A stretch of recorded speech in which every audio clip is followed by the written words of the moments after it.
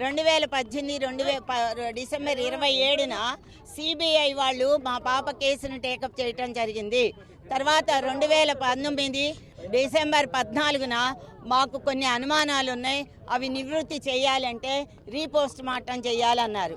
అయితే మా మత పెద్దల అంగీకారంతో నేను చెప్తా ఉన్నాము, మత పెద్దలు అంగీకరించలేదు. వన్స్ ఖననం చేసిన తర్వాత బాడీని పైకి తీయకూడదు మా మతాచార ప్రకారంగా. కానీ సిబిఐ డిఎస్పి స్వామి గారు హైకోర్టు పర్మిషన్ తీసుకొని వచ్చి మా పాప ప్రాపర్టీస్ని తీసుకోవటం జరిగింది. 2019 డిసెంబర్ 14ని తీశారు. 10 రోజుల్లో మీకు ప్రాపర్టీని ఇస్తానని చెప్పి ఇంతవరకు ఇవ్వలేదు.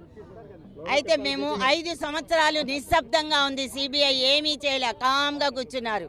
మేము మళ్ళీ హైకోర్టులో మా లాయర్ గారు అయినటువంటి పిచ్చుకల శ్రీనివాసరావు గారు మళ్ళీ పిటిషన్ వేసి 5 ఏళ్ళైనా కూడా సిబిఐ ఏమి తేల్చటం లేదని పిటిషన్ వేస్తే అప్పుడు మా పాప ప్రాపర్టీస్ కోసం గత 7 ఏళ్ల నుంచి మేము తిరగటం జరిగిందండి హైకోర్టులో. వాళ్ళు తర్వాత హైకోర్టులో ఏం చేశారంటే 7 సీల్డ్ కవర్ని అప్పగించి అప్పుడు మా పాప ప్రాపర్టీస్ని కూడా బాడీ పార్ట్స్ని కూడా హైకోర్టులో పెట్టారు.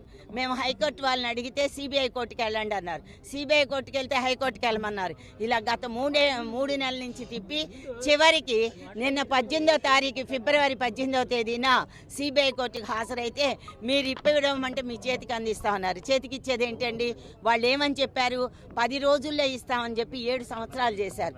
అంటే ఇక్కడ న్యాయం జరిగిందని అర్థమా? సమాధి అయిపోయింది. న్యాయం, ధర్మం అలాగే నీతి మొత్తం కూడా మా పాప బాడీ పార్ట్స్తో సమాధి చేయటం జరిగింది. ఈనాడు హైకోర్టులో మేము ఆ పార్ట్స్ని తీసుకొని 2ంటికి మా బరియల్ గ్రౌండ్లో సమాధి చేస్తారండి. మా వాళ్ళందరూ మత పెద్దలందరూ కూడా నమాజ్ అయిపోయిన తర్వాత వస్తారు. 2ంటికి తెనాలి ఖబరస్థాన్లో ఖననం చేస్తుంది. ఇంకొకసారి మాకు ఇన్ని సంవత్సరాలు 18 సంవత్సరాలు మా ఎన్నంటూ ఉండి పిచ్చుకల శ్రీనివాసరావు గారని మిగతా లాయర్లందరూ కూడా గంగా గారు కానీ విజయవాడ బార్ అసోసియేషన్ మొత్తం మాతో ఉందండి.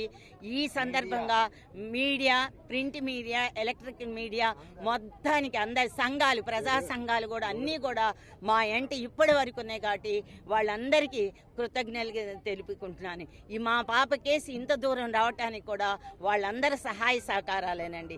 అంతేకాకుండా మాకు ఇంతకుముందు మినిస్టర్, ఎక్స్ మినిస్టరు, తర్వాత ఎమ్మెల్సీ, ఎక్స్ ఎమ్మెల్సీ, అలాగే మహిళా కమిషన్ చైర్మన్ ఎక్స్ ఎమ్మెల్సీ దన్నపనేని రాజకుమారి గారు కూడా మాతో ఇప్పటి వరకు కూడా వెన్నంటున్నారండి.